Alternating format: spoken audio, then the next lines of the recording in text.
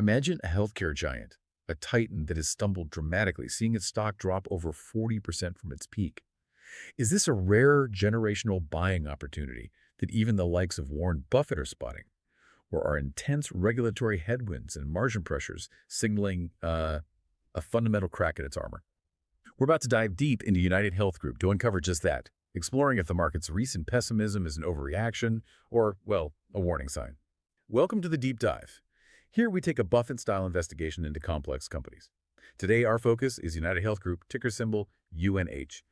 We're going to break down its business, its management, its financials, and crucially, its risks. We're using data as of August 23, 2025, and the shares recently closed around $307.42. Our mission, to give you a comprehensive understanding, really distilling the most important nuggets of knowledge from, well, a whole stack of sources, so you can walk away feeling truly well-informed about this healthcare behemoth. It's true. Understanding UNH isn't just about analyzing a stock. I mean, it's really about grasping the very pulse of the U.S. healthcare system. This company is so foundational, and its recent challenges, well, they reveal a lot about the industry's direction. Absolutely. So let's dig in. Let's explore how this giant operates. We'll start with Chapter 1, the behemoth of healthcare. Understanding the UNH business. How did UnitedHealth Group become this massive player, and what's really at the core of its strategy? Well, it really boils down to a brilliant dual engine structure. On one side, you have United Healthcare, that's their health benefits and insurance arm, familiar name. On the other, you've got Optum, their high-growth health services segment. And this isn't just two separate divisions. It's a powerful flywheel, a kind of self-reinforcing system where each part drives the growth and, importantly, the efficiency of the other. A flywheel. Okay. How does that work exactly? So United Healthcare's vast member base funnels into Optum's services. Think data, think patients for care delivery. And then Optum's ability to deliver care more efficiently using data and scale, that in turn makes United Healthcare's insurance products more competitive.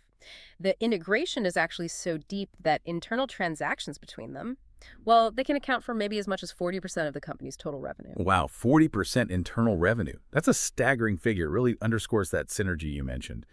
And looking at their scale, United Healthcare's revenue was nearly $300 billion in 2024, mainly from premiums. But Optum, often just seen as the services arm, actually pulled in $253 billion in the same year. That's a powerhouse in its own right. Indeed it is, and that massive Optum revenue stream coming from fees, product sales, pharmacy services, it helps diversify the entire company's earnings base. It makes them less reliant on just the, sometimes politically sensitive health insurance premiums. Right. And when we talk products and services, United Healthcare covers pretty much everything. Individual plans, employer plans, Medicare, Medicaid. They're a huge leader in Medicare Advantage, for example. Exactly. And Optum, too, has incredible breadth. It's split across three key segments. You've got Optum Health, which gives direct patient care to over 100 million consumers. They're really leading the charge in value-based care models for millions of those patients. Then there's Optum Insight Think Health Tech, data analytics, really the brains behind a lot of the operation. And finally, Optum Rx, it's one of the largest pharmacy benefit managers, PBMs, handling over 1.5 billion prescriptions every year. This integrated approach, covering so many different parts of healthcare, it truly highlights their scale. Okay, so what does that scale mean for their market position? UNH is the world's largest healthcare company by revenue, ranked number 3 on the 2025 Fortune 500 list, serving roughly 50 million people globally. This dominance gives them, well, unparalleled bargaining power, right? Making them the largest commercial insurer in the U.S. And they hold top market share in, 43% of Medicare Advantage MSAs?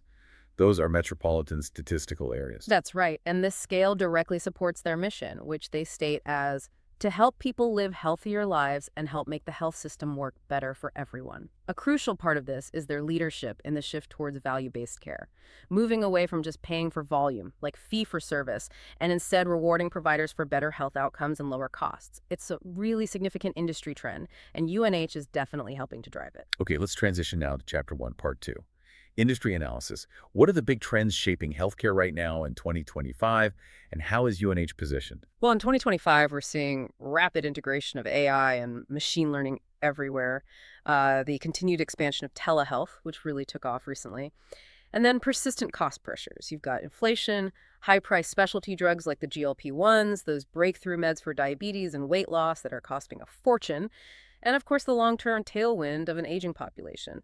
That provides a consistent demand driver for healthcare services.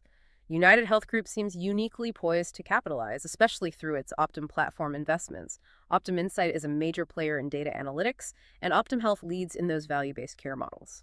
You mentioned the U.S. health insurance market is often described as an oligopoly, Yeah. dominated by a few giants like Elevance Health, Cigna, Humana, Centene, with UNH at the very top, and Optum Rx competes with CVS, Caremark, and Express Scripts.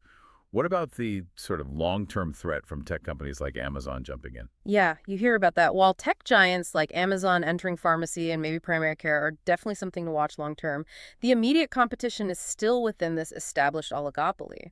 Honestly, the more pressing challenge for UNH right now seems to be the complex regulatory environment. We're seeing intense scrutiny on Medicare Advantage, there's that DOJ probe into billing practices, and the company just formed a public responsibility committee in August 2025.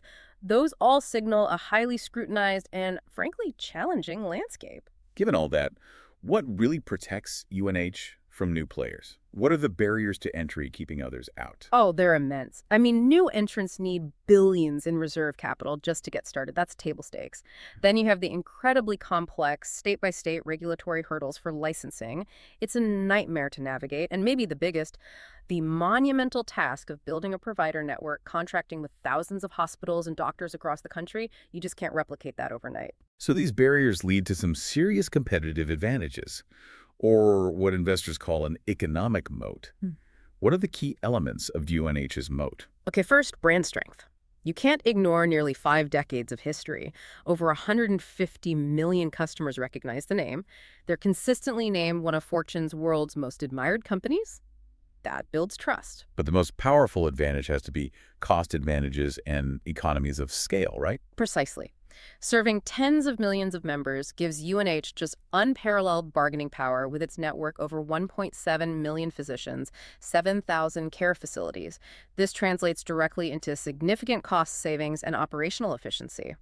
Management even expects to improve their operating cost ratio by 20 to 40 basis points annually because of this scale. Then there are the network effects and switching costs. Right. It's that virtuous cycle. More members attract more providers, which makes the network better, which in turn attracts more members. And for large employers especially, changing health insurance is a massive administrative headache. So the switching costs are really significant. They tend to stick with who they know. And finally, Their unique assets and capabilities, particularly that Optum segment, it's really become a healthcare services colossus.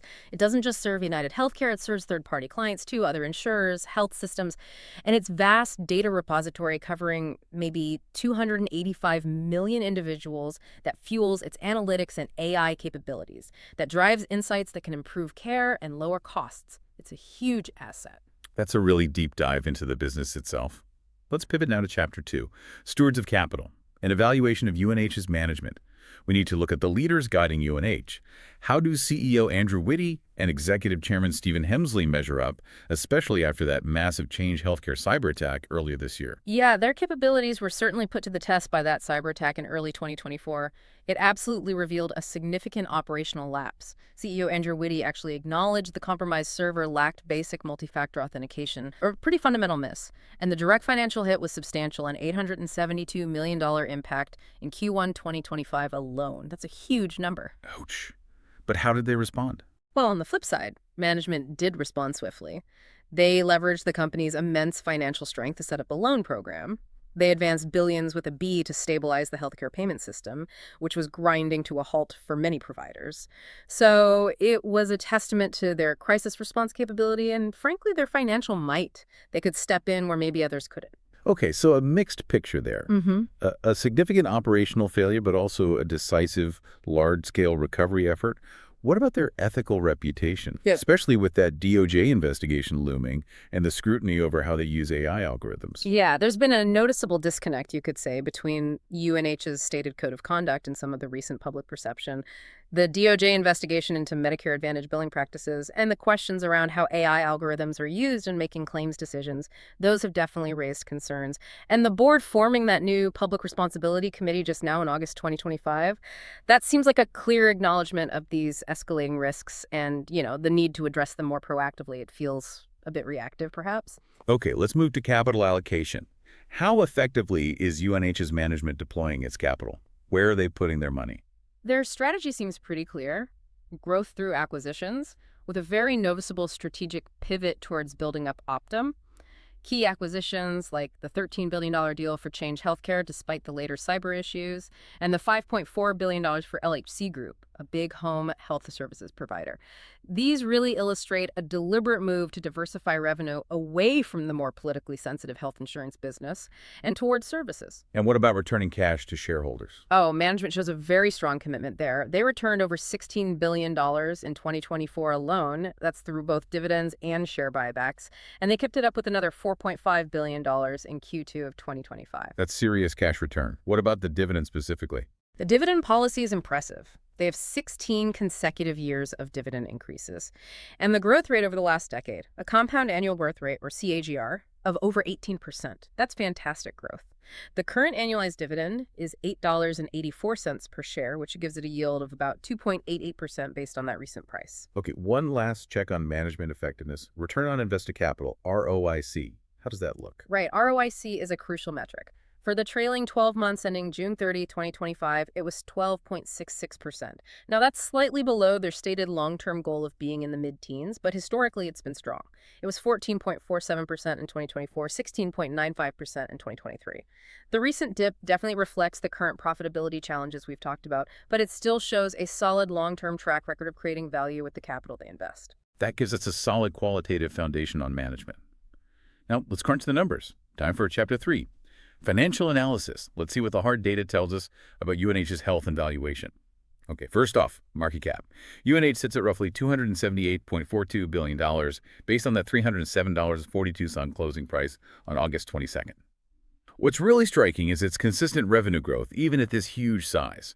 It grew from about $257 billion in 2020 to over $400 billion in 2024. That's a 7.7% increase year over year in the latest period. Pretty impressive. Yeah, that consistent top-line growth from such a massive base really is a testament to its market dominance. However, their profit margins have definitely faced pressure recently. For the trailing 12 months ending June 30, 2025, the gross margin was 20.8%, operating margin was 7.27%, and net profit margin was down to 5.04%. Now, these are fairly typical for the industry. It's a thin margin business in some ways, but that recent dip really reflects this acute cost pressures we mentioned.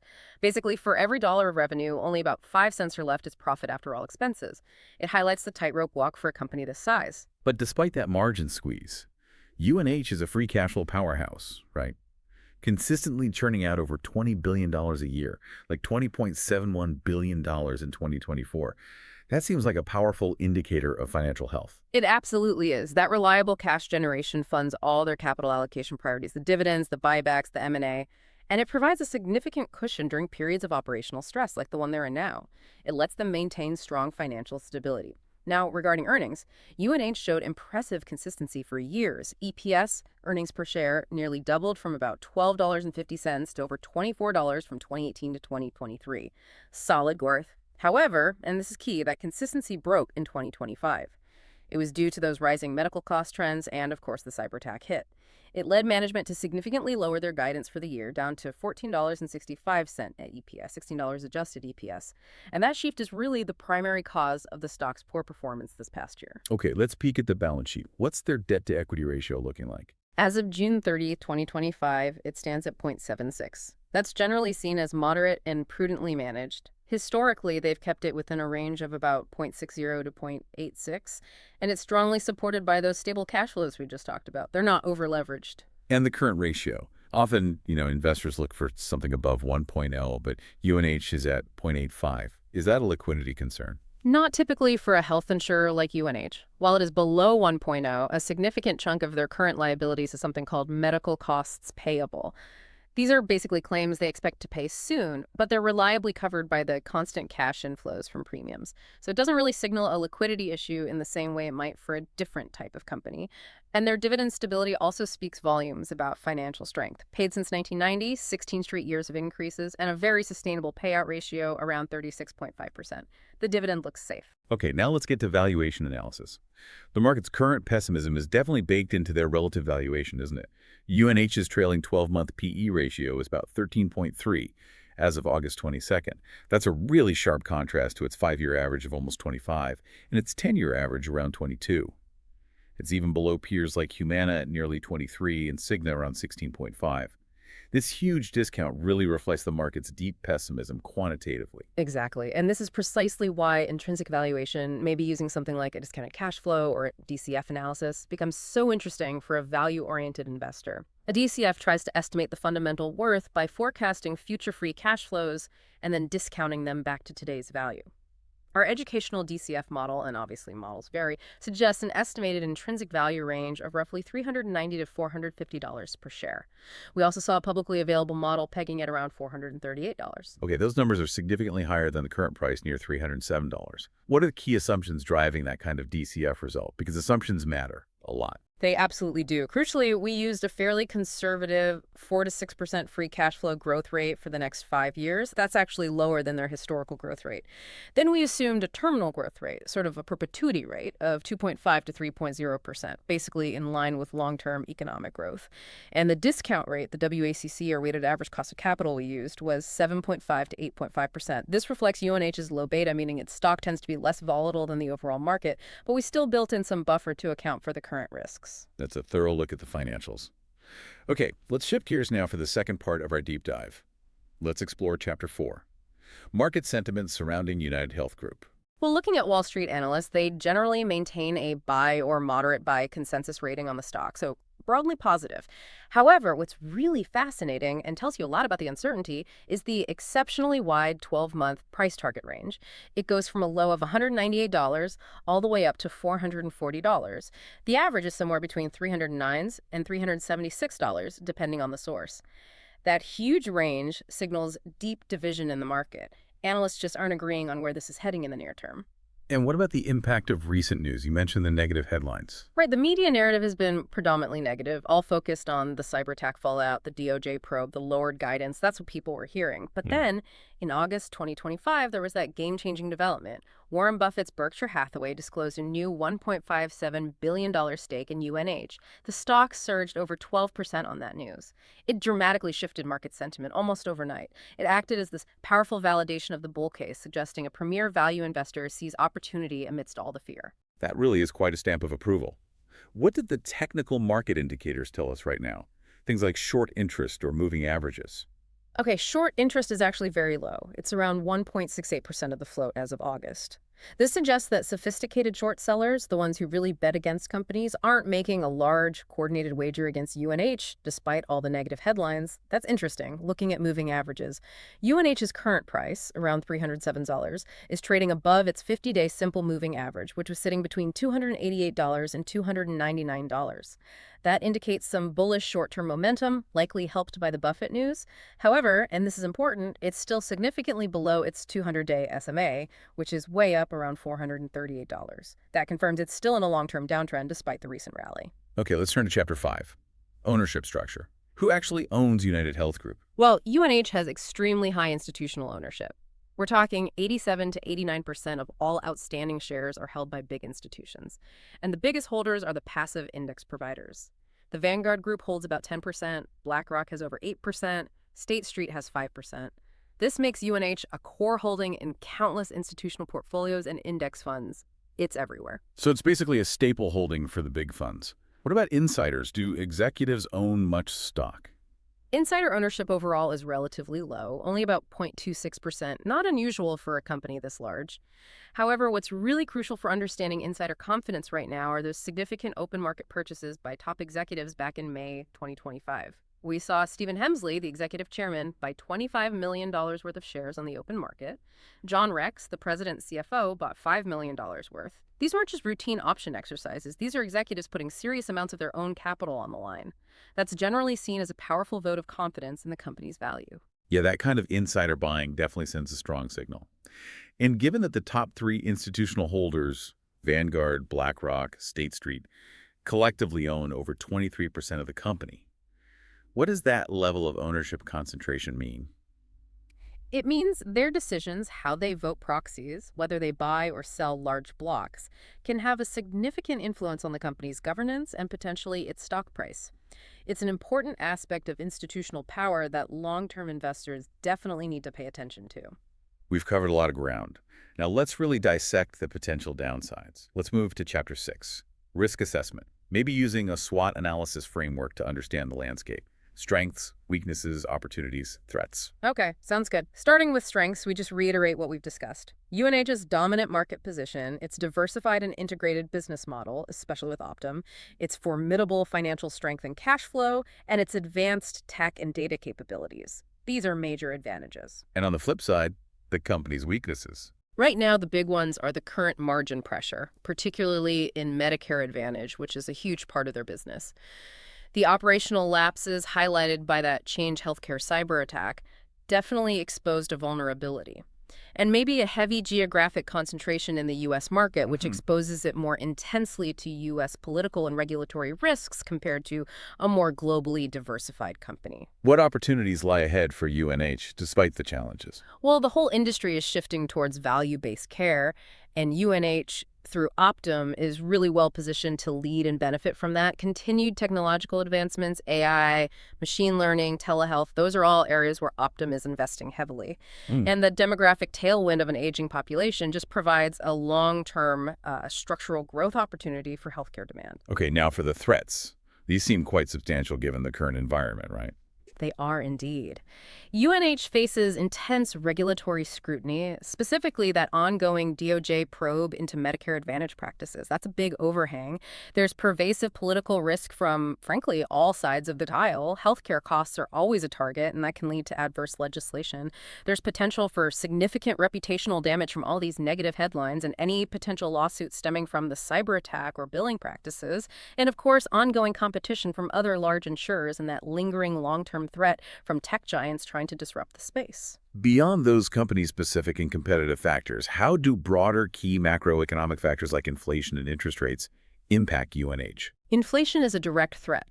Persistently high inflation increases UNH's input costs. Think wages for healthcare workers, medical supplies, pharmaceuticals, everything gets more expensive.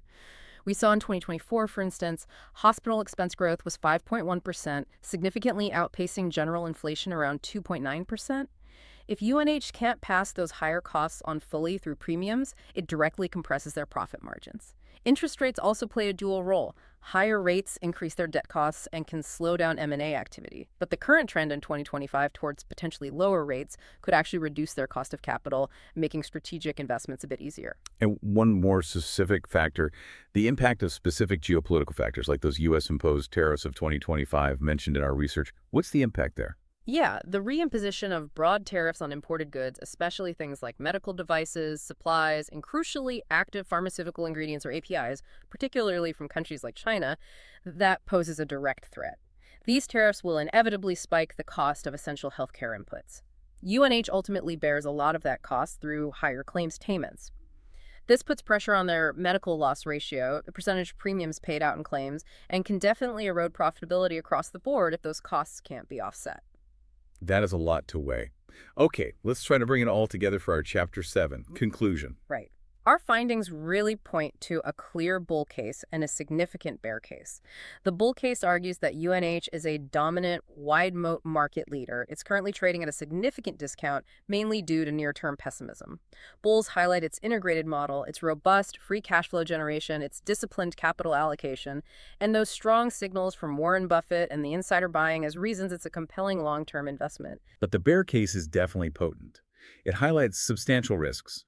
That intense regulatory and legal pressure, the severe margin compression in Medicare Advantage, the reputational damage from the cyber attack, a potentially hostile political environment, and always the threat of adverse legislation hitting the industry. Bears would argue the current discount is entirely justified, maybe even insufficient, given these significant headwinds. And our valuation summary, based on that DCF analysis, suggests that UNH's intrinsic value, maybe somewhere in that $390 to $450 per share range, is significantly higher than its current market price, around $307. This implies a considerable discount. It suggests the market's pessimism might have pushed the stock well below its underlying fundamental worth, offering a potential buffer or margin of safety for long-term investors. So wrapping this up, what does this all mean for you, the listener? Well, the current price seems to offer a substantial margin of safety for a long-term, business-focused investor who can look past the immediate noise. While the near-term headwinds are definitely severe and the risks are very real, we can't downplay those UnitedHealth Group's fundamental competitive advantages seem firmly intact. Its sheer scale, that integrated model, its financial strength. Ultimately, your investment decision probably hinges on your confidence in management's ability to navigate this very turbulent environment and your belief about whether the market has overly punished this healthcare behemoth for what could prove to be temporary challenges. And maybe a final thought. Considering UnitedHealth Group's unparalleled scale and its dual role as both the nation's largest insurer and a rapidly expanding direct provider of care, what is its trajectory, whether it ultimately thrives or stumbles from here? Tell us about the future of healthcare itself, and what implications could that have for every one of us? If you found this deep dive valuable, please make sure to like and subscribe to Stock Analytics AI. And remember, for just $4.99 a month, our members get priority deep dives on the tickers that matter most to them. Over the next few months, we're planning to cover all of the S&P 500 stocks, and members get exclusive priority access to those. Or if you just want a one-off deep dive into a specific company, drop us a super thanks. We appreciate the support. And just a reminder, this analysis was generated by an AI system intended for educational purposes only, and it should absolutely not be considered financial advice. We strongly urge you to conduct your own thorough research or consult with a qualified financial advisor before making any investment decisions. Your financial future is ultimately in your hands.